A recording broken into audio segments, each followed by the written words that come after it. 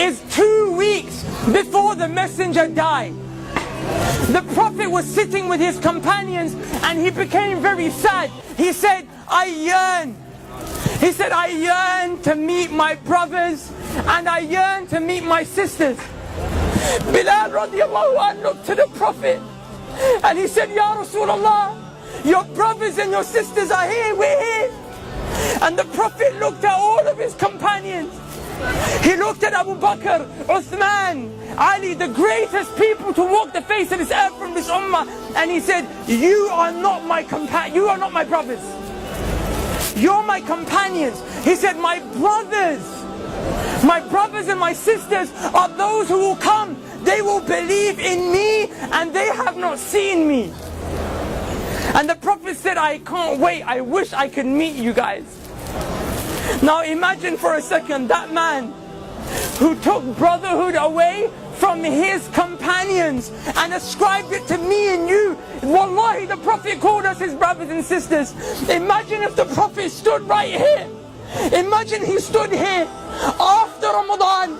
30 days we stood in the last third of the night crying to Allah, saying, Allah forgive me for my sins.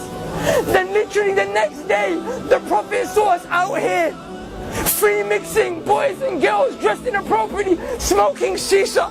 Wallah, I'm not judging anyone. I'm here just to give you the reminder that Allah told me to give you.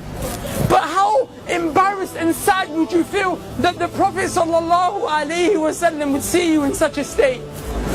Brothers, take yourself, my brothers and sisters, take yourself to the day of judgment.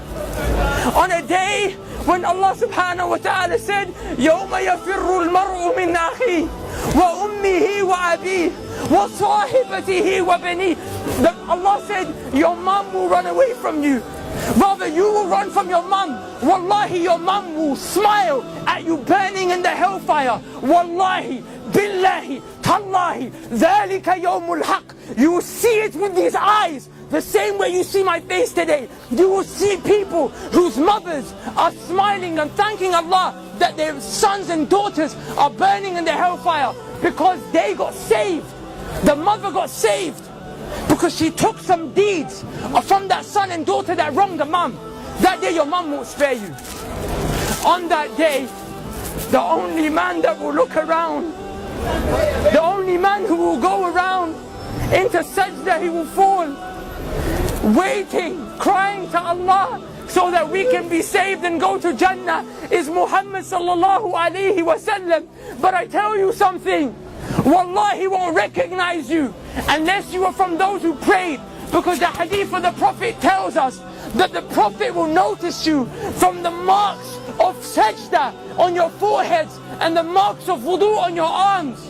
The Prophet sallallahu alayhi wasallam will go to certain people, however, people like us who pray in Ramadan. So we're going to have a few marks of sajda, we're going to have a few parts of wudu on our arms, but we didn't worship Allah like we were supposed to. We were Ramadan Muslims, Eid Muslims, Jummah Muslims. The Prophet will see people like that. The Prophet will go to them to save them. The angels will envelop them and say, Ya Muhammad, stay away. I'm taking these people to the fire. The Prophet will say, they're from my ummah. These people are from my ummah, leave them. The angels will say, Ya Muhammad, you don't know what they did after you left. The Prophet will say, that very same man who cried every night for me and you so we could be saved. But when the day comes where you will meet Allah and whatever has been established has been established, the Prophet will look at you and say, Suhqun, Suhqun, get away from me, take them away from me. But those who prayed, even though our life was difficult, there was fitna all around us, even though people called us to come out to the shisha cafes, to the clubs, your girlfriend called you, your boyfriend called you, even though that happened, the Prophet will grab those people. He will say, come, come, come. He will save you from the fire, take you to the gates of Jannah where there is a fountain called Al-Kawthar. He will dip his hands in. He will say, drink, drink, drink from my hands, drink from my hands. Are you okay? Go into paradise. Udkhuluha bisalam. Dhalika yawmul khulud. Enter with peace for eternity, happiness, and never-ending happiness that will never cease, brothers and sisters, and never-ending happiness that will never leave. How How do you get to that stage? And I'll leave you with this. The Prophet ﷺ said, a time will come when holding on to my religion, holding on to Islam, will become as difficult as holding on to charcoal. The charcoals that we smoke shisha with. The Prophet said, try and hold on to it. It burns you, let go of it.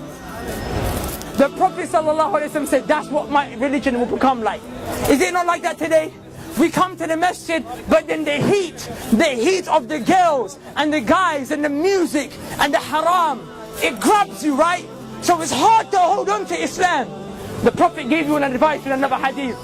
The Prophet ﷺ said, be patient, and you will drink from my hands at the fountain of Al-Kawthar. Brothers and sisters, wallahi, I don't get paid for this. Wallahi, it's because I love you for the sake of Allah. I came from this life. There is no khair.